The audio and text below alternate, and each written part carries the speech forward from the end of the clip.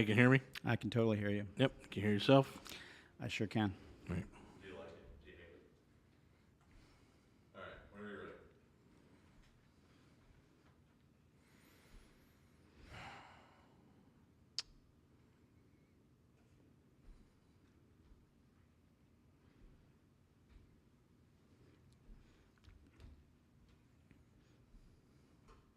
Trying to think about how to introduce you.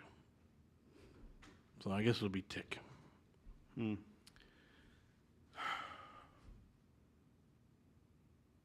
Hey, good evening, everyone. This is Robert with the world-renowned Mr. Texas Real Estate. This is the Texas Real Estate Radio Network. Guys, as always, thank you so very, very much for tuning in with us and hanging out with us at night. We know, listen, it's 9:08, 9:10 right now, so I don't know what the hell you're doing listening to the radio. I really don't, but thank you for doing it. There's about 16,000 to 18,000 of you every night to do, so we appreciate it.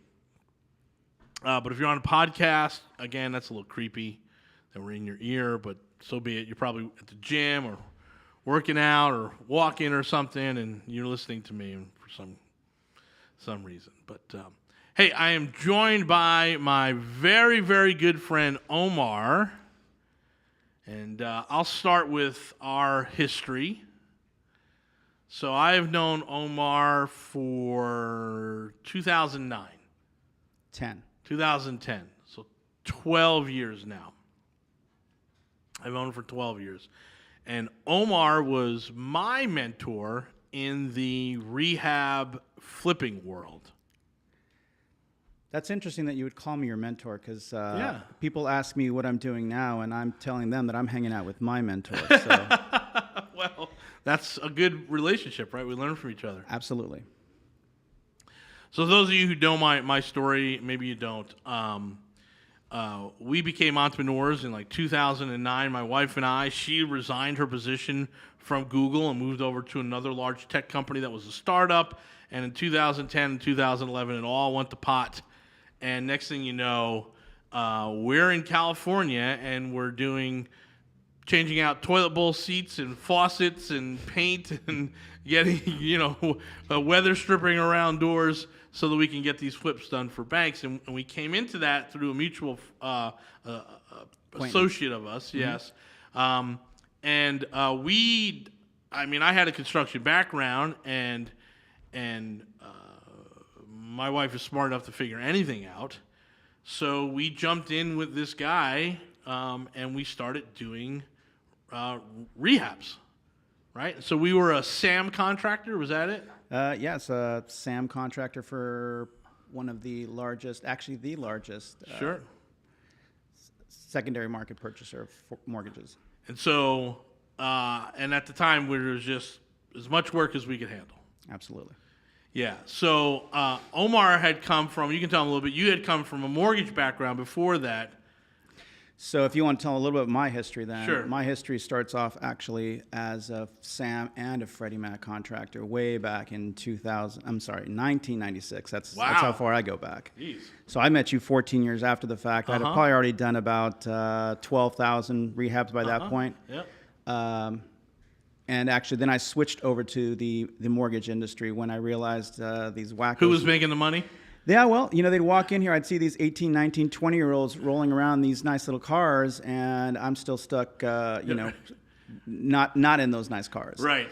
So I thought these knuckleheads can do it. I think I have a better head on my shoulders. I'm going to try this thing out. So I actually was let go, which was the biggest blessing on the face of the earth because I probably would have been still doing that stuff. And went on to a big subprime lender where I learned how to sell mortgages, right, but not necessarily how to do mortgages. Sure. So I had to learn that on my own when I got tired of screwing people over, basically. Only I didn't know I was screwing them over. They had the wool over my head. Yeah. Then I went on into the broker world, learned how to really understand mortgages, and I already knew how to sell them from the previous lender. I did that, and then somehow, some way, I did not survive 2008, 2009. So I got the tail end of that. I remember back in 2008, I had about 30 clients that I was actually doing the real estate transactions and the mortgages for them. So I was looking pretty on paper. Yeah. But fast forward 6 months, and I closed 0 loans and sold, helped my buyers buy 0 houses. Right. So in the meantime, I went through my own nightmare there. Were you always kind of working with investors at that point, or was it a lot of retail?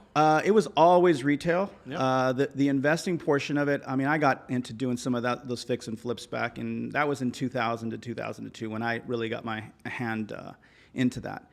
I actually used somebody else's dime to do it. They had a line of credit about $2.5 million. They went out for several weeks, couldn't buy anything for some reason, and I just stuck to my formulas that I've always done everything in life, Right. starting with the end in mind. Mm-hmm. And I was able to buy 4 properties my first trip out, and all of a sudden my boss was super freaked out because I'd bought 4 properties for a whopping total of $140,000 Oh, nice. on a $2.5 million credit line In California? In California at Sure. the time. I remember the first one I ever bought was $29,000. Where was that? Do you remember? Moreno Valley, California. Oh, the Moreno Valley. Sure. California. Nice. And I remember at the time I was. When it comes to Inland Empire valleys, do you prefer the Moreno Valley or Cherry Valley? Which one do you think is nicer? Well, it's kind of hard. Let's just take. Yeah, it's kind of hard to tell there. It's not really. It's not a market that I dabble in anymore. But for those of you in Texas, it's dirt. It's just dry dirt, and if there is something green, it is black by July, right? It is black by July. Yes. Yes. I'm joking. I don't like either one. Well, at the time in 2000, it wasn't. It was our little pocket of heaven that was smart. for Yeah, flipping sure. heaven. So we were able to buy newer homes, probably less than 20 years old. Yep. And those homes were, we were turning around for $20,000, $30,000. I think the biggest thing we had problems with back then was the organization that we were flipping these things for could only show a 10% profit. So I was busy figuring out how to not make so much money on these things after a while. Right. So after about 40 of these homes, I got into the new construction aspect of it. Nice. So on that end of it, I got my hand with another type of mortgage, and I kind of learned that as I went along from the builder side. Gotcha. And so it was easy to make that transition over to the lending side. How many ground ups do you do? Myself personally, I've done about 40 ground ups. Yep. I haven't done one probably since 2016. Sure. And that was actually a nice big 2,500 square foot cabin in Big Bear. Oh, That was fun. Building on a mountain was kind of exciting. Driving up and driving back, and there's only that little hardware store to get your stuff from, right? That's right. That's exactly right. Exactly right. You know the area. Yeah. So Hey, guys, we're going to talk more about our little adventure together out in California. This is Robert with the world-renowned Mr. Texas Real Estate. This is the Texas Real Estate Radio Network. You guys got to come out to our events. We've got a ton of events going on every week.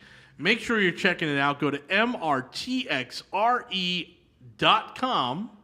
You go to the event page, and you're going to see all the events. Airbnb, mortgages, landlording, just complete real estate investing, which is a big one we do.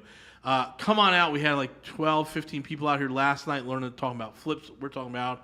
We'll have another 15 here on the weekend talking about how to get loans, which we're going to talk about. And then next week, Airbnb, small apartments, how to make money from real estate in our big class. So we guys want you to come out, mrtxre.com. Hey, hang tight. We'll be back.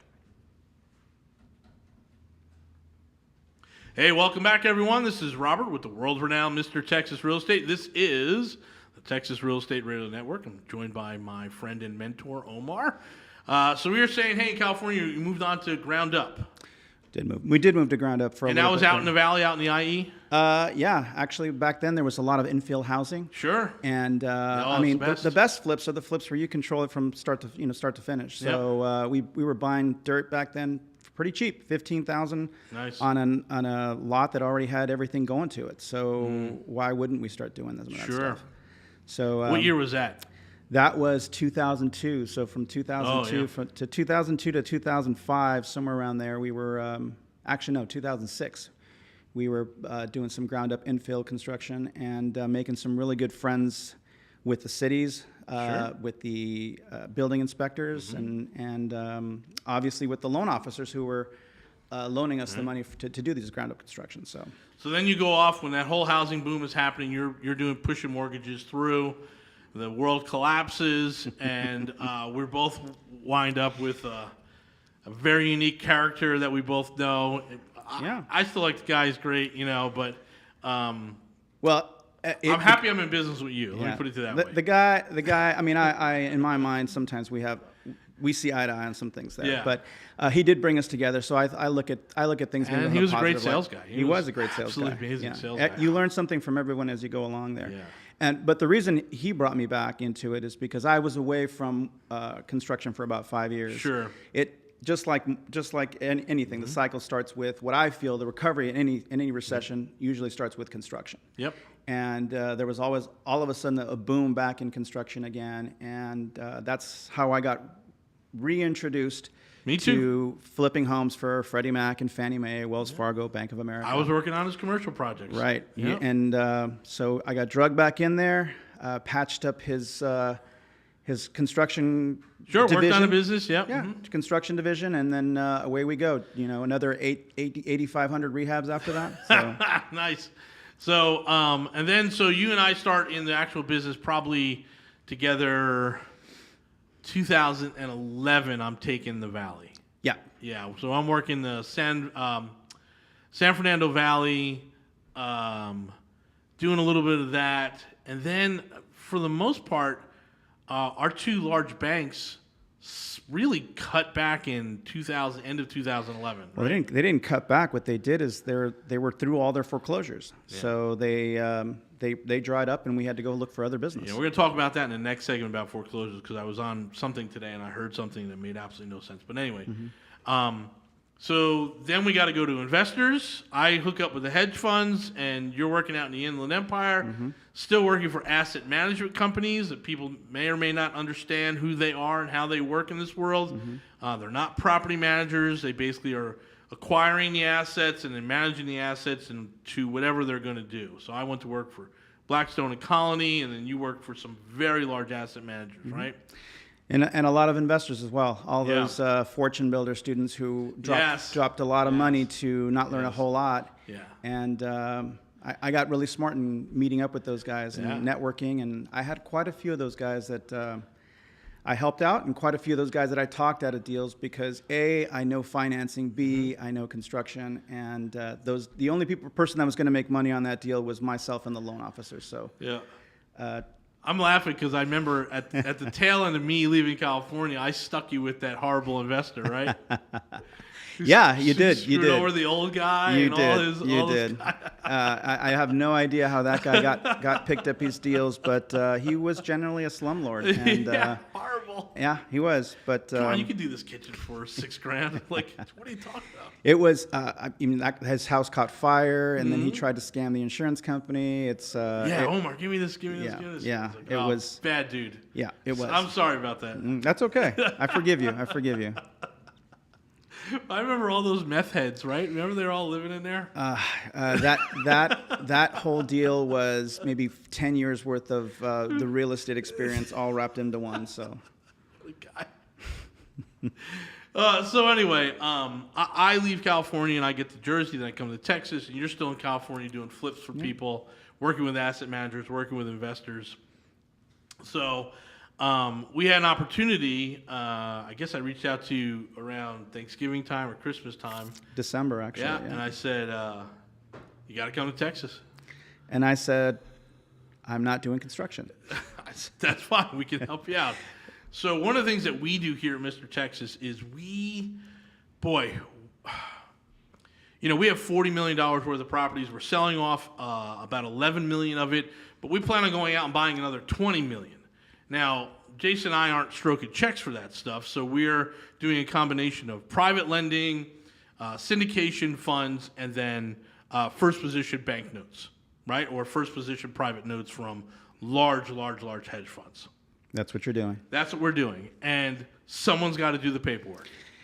Someone's got to do the paperwork, yes. And someone's got to know how to do the paperwork. Yes. Especially for you guys, because, if no one does it right for you guys, then you can't expect it to be done right for anyone else. Yeah, exactly. So what we typically do is, again, I don't know. You got 20 files a month, 30 files a month of stuff that we're buying, a lot of stuff that we're refining, and we're getting caught with higher interest rates, but it's okay. The stuff's still going to cash flow. It's going to appreciate. Again, we'll talk about that we talk about 5 ways to make money in real estate investing. But we brought Omar out because it was just getting too onerous for us to try and ad hoc it. Mm-hmm. And so he's come in, and now he's taken over all that paperwork. He has an assistant. They do very, very well. And some people are coming in from the mastermind like, hey, help me with these and getting the documents together. So you're working with private lenders, private equity, banks.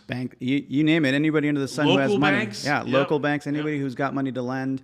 We're trying to build stronger relationships with them and get the Texas Integrity Capital name out into the universe, so to speak. Yeah. Well, there you go, on call.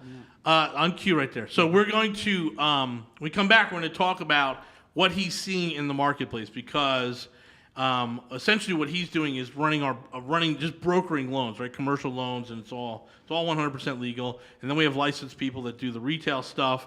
But we could tell you what we're seeing on the underwriting side. Because there are a lot of loan people out there who are on Facebook like nothing's happening and everything's great and just come on down and we'll take care of you. Mm-hmm. And for some reason we're not seeing that. It's not like it is on Instagram. Anyway, this is Robert with the world-renowned Mr. Texas Real Estate. This is the Texas Real Estate Radio Network. Hey, come on out this Saturday.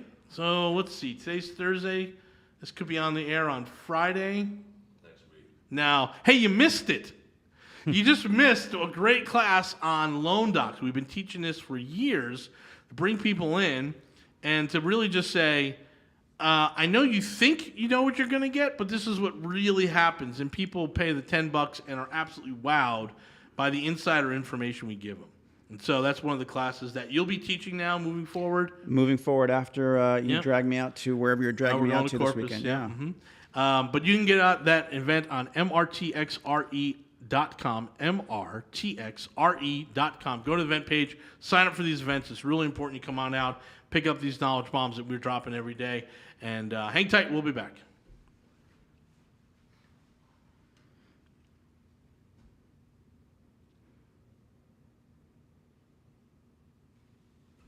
Hey, welcome back, everyone. This is Robert with the world-renowned Mr. Texas Real Estate. This is the Texas Real Estate Radio Network.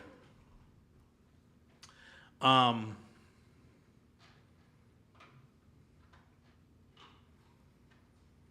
still thinking about that guy who... Remember, he was an architect and he did the whole... Yeah, I don't remember the architect's name, but I remember the owner's name. And just for anonymity, we'll just keep it between ourselves. Fine. Yeah. Anyway, okay, all right, that's fine. We had plenty of. Remember the house in Winnetka that had the creosote. They redid the foundation with creosote beams.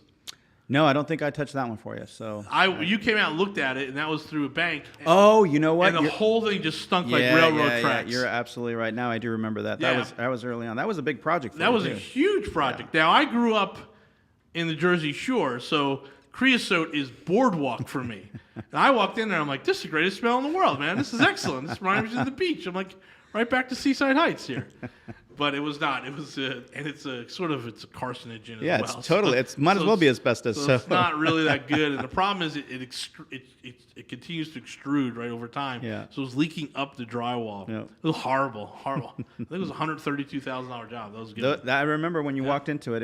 I was totally gutted at the time, most of it was gutted anyway. It's a beautiful house. The guy built it, but he built it with railroad timber. Yep. That's great.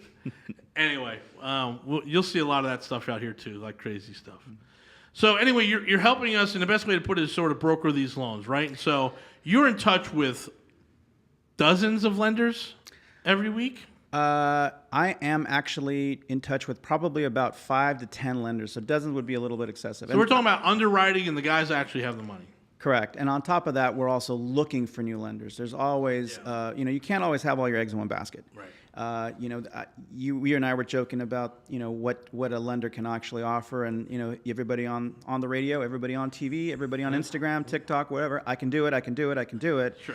And in the back of my mind, I'm thinking, no, you can't. Right. No, you can't. Right. So we're able to do so the big stuff for us is like Airbnb stuff, Right. right? And you've gone out and find not one, not two, but like 3 guys now that can, hey, we can look at it, we can handle it. Here's the data we want.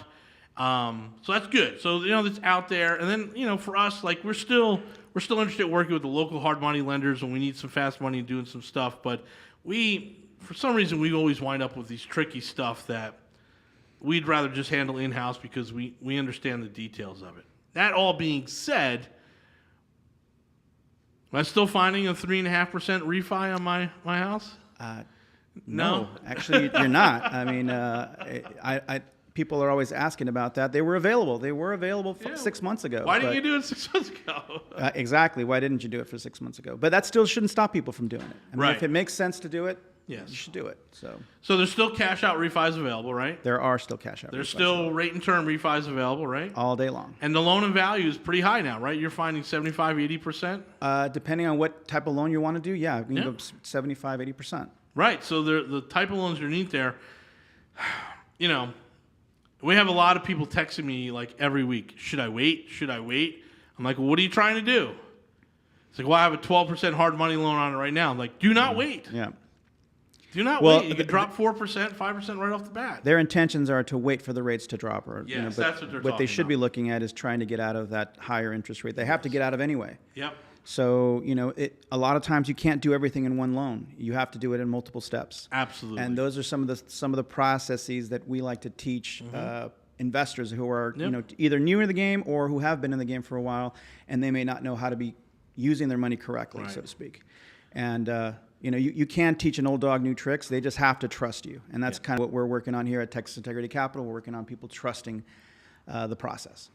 So we got big news that Sprout, which was a big non-QM lender, right? And that's kind of what we're talking about here. That's a lot of the stuff that Mr. Texas and folks in our mastermind and other folks around this building do. It's non-QM, so it's not in our personal name. It's an LLC loan for real estate. Correct. And they're out of business. They close their doors. 600 people laid off on a Zoom call. Right. But that's just one that we know about. There's a lot of other layoffs going on that we don't know about. You know about the layoffs, but you don't know whether they're how Right. stable they are. Right. So that we get a little nervous about that too because we've had some good people on the radio, and the private conversation is I'm laying off 80% of my staff. Right. Because the refi market went away. Correct. So they became predominantly a refi office. Well, it made sense. Refis are a lot course. easier to do sometimes. So. Yeah, I got my refi done in my house with no appraisal. Right. They're just like rate and term. Yeah, give it to them. Yeah. This is the number. Yep. Right. I did my refi in like I think 14 days. That's about standard. Yep. But that market's gone.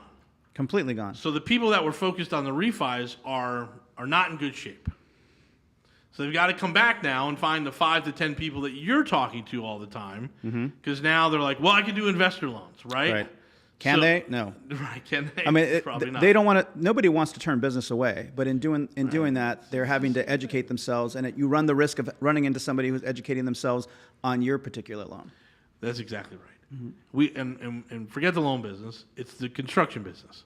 There's no contractor that can't do everything, right? No, there's no contract. They can do. I can take care of that. I can take care of that. And you're right. They will figure it out on your dime. They'll buy the extra material for the things that they screw up on your dime. They'll ask you for more money and change orders on your dime. It's no different than going to someone who has never been in the investor business. Correct. And now they're trying to do loans, and we talk to those people all the time. They come to us and they're like, "Hey, my broker wants 1.8%, and so, but can we do a non-QM?" I'm like, "We'd be at like 11% for this guy. We can't do that." It's like your broker's just making a lot of money. It's like, well, I got to pay this person this and this and this and this. I'm like, no, you've got to cut all that stuff away and get to the bottom line, which is what you do. The best that we can. Yeah. Obviously there are some costs involved with loans, and Sure. one of the things that we're not going to do is we're not going to sugarcoat the fact that some people have to make money. Yep. It's just a question of how much and why. And so we try to educate everybody that comes through our doors to what they're getting themselves into and why they may be getting themselves into it. So, I mean, you and I have talked about this before about what it is that you want, and I've had to kind of educate you a little bit as to why we can't do it that way. So, everybody can learn a little bit. Even I, every single day, I'm learning something new. Yeah. And so today I was one of those particular scenarios on something that you brought to me. So every single day is a learning process, and we do our best to relay that information to our mastermind members and anybody else who comes into the Texas Integrity Capital offices to look for a loan. And a lot of stuff that we're trying to do at 5+ units. Correct. So that's yeah. even shallower. That's more yeah. shallow pool of. And that sometimes requires a lot more explanation to the consumer, the end user of the loan, because they're not understanding why that's not going. Why quicker. didn't it close as fast as my refi that I just did, right? Exactly. Hey guys, this is Robert with the world-renowned Mr. Texas Real Estate, and this is the Texas Real Estate Radio Network. I want to thank you guys for hanging out with us. We're going to be back with a short break, but in the meantime, go to mrtxrei.com. So we do complete real estate investing. Omar, you've been to that 3-day class several times now. We've tried to put together the best $97 event that we could possibly do.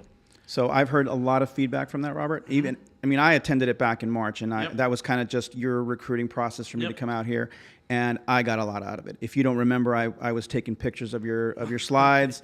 I was trying to soak in all the knowledge, and at the end of the 3 days, I couldn't believe how much there was in there for $97. Yeah, and we haven't heard any complaints about it other than I'm not giving them a free lunch. Really, someone complains like, "Hey, there's no food." I'm like, "Get out of here." Anyway, go to mrtxrei, got to add the I on this time, .com, and come out to complete real estate investing. It's $97. It's Friday night, Saturday, and Sunday, and we give it all to you. We just give it all to you. We understand how you're going to succeed, and it's not going to be by the secret spreadsheet or formula or any of that stuff. It's about relationships, and it's about actually going to do the work. And so we're going to lay out all the fundamentals for the work for you, mrtxrei.com. Hang tight. We'll be back.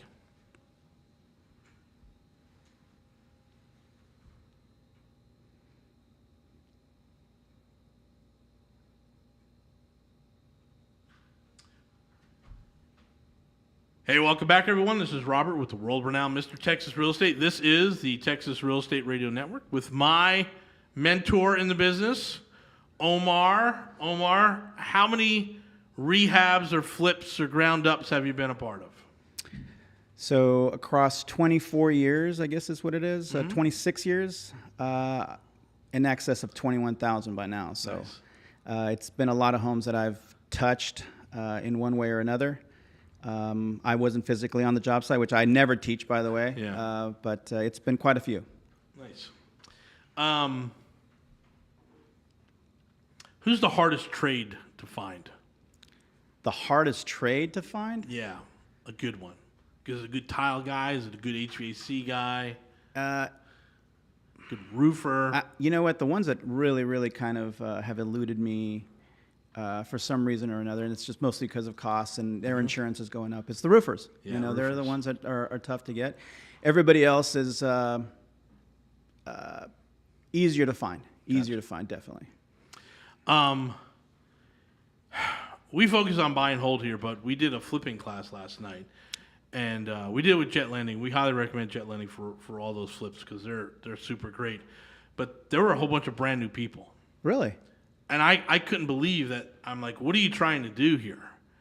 And they're having problems finding deals, right? That was their big thing. And so we don't have a problem finding deals. No, I just sat in with you just a few hours ago, and you were sitting there, buy. That's like my favorite day of the week is, when Robert gets to go on a shopping spree. Yeah, so I think we put contracts out for about 15 properties this afternoon, and we do that usually twice or 3 times a week. So we're just constantly putting them out, and that 15 will yield maybe 2. Got to talk to a wholesaler last night. Did you? This guy's true wholesaler. He's using the dialing service. Mm-hmm. He makes 500 phone calls a day. Wow. I just talked to a wholesaler today who's just been in the business for 5 days, and he doesn't want to make 500 phone calls. Well, he shouldn't be in the business. No, he shouldn't, and I tried to tell him that. So this is the numbers that he gave me last night. He said, hey, I've been doing this for 2 years. He's like, first I was up in Maryland, then I came to Texas. He's like, I found you guys. I really want to be a part of all this stuff. I'm like, great. He says, I make 500 phone calls a day. He's like, and I don't know how many it breaks down per hour because once you get on the phone, you got to stop the dialer. He says, but I get 1 lead an hour. Wow, that's not bad. He That's says, so I work for 10 hours. I get 10 leads a day. And he's like, in over 3 days of the 30, so he'll dial, Monday, Tuesday, Wednesday, and then he's in the field Thursday, Friday trying to convert the leads. Mm-hmm. He says of the 30, he gets 1 contract. Wow. So he's doing about 1,500 phone calls a week because he's got to go out in the field and close the contract. It's a one-man show, right? So he's getting 1 contract a week, and then he's only closing 2/3 of the time. Wow. So He's only getting 2.5 deals a month right. on 6,000 phone calls. So that is a good paying job. Yes. That is a good paying job what he's got. if you look at it that way. Yep. So he's getting 2.5 deals on 6,000 phone calls. Wow. That's a lot of phone calls. That's a lot of phone calls. So when people say they want to get into wholesaling, try and make a little money, I'm like, okay, that's what you got to do. I said, hey, what's it cost? He told me the overhead. He said, I make really good. But he got caught in taxes. Oh. He's like, yeah, I went to my accountant. He's like, I had to write a check. I'm like, of course you did. You didn't pay FICA FUTA. You didn't pay the side of that. You probably did it in your own name. Now you're broker-dealer. Yep. You got all kinds of problems. Right. So he's like, I really need to hold property. So I'm like, yes, you do. Imagine if you just kept 1 every month in 12 years. He's finding them good. I'm like, could you push for owner finance? He's like, I probably could. I'm like, man, you better get in here in this mastermind, and you better get 1 deal a month. Right. And then sell the other 1.5 deals a month to keep yourself afloat, right? Yep. But guys, if you're thinking about, hey, I'm going to find some off-market deals, this is the guy. He's been doing it for 2 years. He makes 6,000 phone calls a month to get 2.5 deals. Right? So iPhone blows up. I'm sure your phone blows up. They're all over, right? Because we own property and stuff. So those are the guys who are doing it. If you're not willing to do that, I don't know how you're going to be thinking you can get a consistent flow of inventory. I can't think of any other way. Right. Unless somebody's bringing them good deals. Yeah, or you have a radio show 5 nights a week on That's 1070 AM. That's true. That's true. Right, a podcast, a couple 100,000 downloads. So yeah, send us your deals, guys. Hint, hint. But anyway, so this market is a little bit tighter, and the mortgage business has got a little wacky, right? We talked about people getting laid off, and now what I have seen, and we had something blow up on us, was just an underwriter seemed to be nitpicking. All the time. They're Yeah. the ones who are going to actually make the deal or break the deal. Right. So I don't know if it was, hey, slow down on deals from the general manager, the owners of that thing. Like, hey, slow down. We got to figure out what's going on in the marketplace. So kick some things back, make it feel like it's still in process. That happens a lot. Or we've get times where people just give us outrageous rates, which means they don't want to do the deal. But Exactly. if you pay me 11%, I'll do the deal. Right. Right? Mm-hmm. So we're getting a lot of that. We're seeing more and more of that. And the way I put it was, we can't think to do refis like it's 2021. No, you're in a different time frame already. Your mentality's got to be a little bit different too. So, How aggressive are these private equity groups? how aggressive are they? Yeah. In terms of, Are they interested in getting the loans? Do they want it? Are they following up? I mean, the account executives are interested in doing the groups. It's the back end. Salespeople. Yeah, it's the back end that there's always a struggle between sales and production. Sure. So the sales guy will tell you yes, yes, yes, and they've told it to me numerous times as well. So you take a deal that's difficult to place. Yep. They tell you yes. Then they finally get it into the eyes of the underwriter 2 weeks later, and then the underwriter decides to hit you with the kitchen sink, everything, including the kitchen sink. right. And you realize that the salesperson didn't know exactly what he was doing, and it was the underwriter that probably you should have tried to get in front of a lot sooner. You're not allowed to do that. So they're aggressive. The salespeople are aggressive. They'll tell you yes, yes, yes. You just have to kind of weed through the yeses and realize if what you're asking is legitimate or not. So these guys are, again, this is the private equity groups out there, and it's, there's always a mix. Like, there are lenders in town who have a private line of credit. They've got private investors, and then they work with private equity, and they work with local banks, and they got all kinds of money coming from multiple sources, like it should. Mm-hmm. So that confuses the matter when they're not kind of telling you where the source of the money's coming from, right? And you're like, well, I gave you all this information. Why do I need it again? And it's because they're dealing with a private equity group Right. that is asking them for this stuff. So, Well, it's going to be sold on the back end. Someone's going to have to right, eventually again, absorb the money. Most people in our business don't even understand that these notes Right. are immediately traded within 30 days. Correct. Right? Mm-hmm. So there are obviously groups like Jet Lending that holds the note, we know, and they're or at the very least, they're processing it the same, right? Mm-hmm. Some other guys in town. But then there are other guys that are just like, hey, you send the money to California now. Right. Like, thanks for the loan. You're not even going to get like a little gift basket. You're just like, hey, thank you. Now send the money to California. Right. So it's a very interesting time in the mortgage business. You'll be back once a month with us, kind of giving us some little guidance on what you're seeing, because you're on the phone with these guys every day.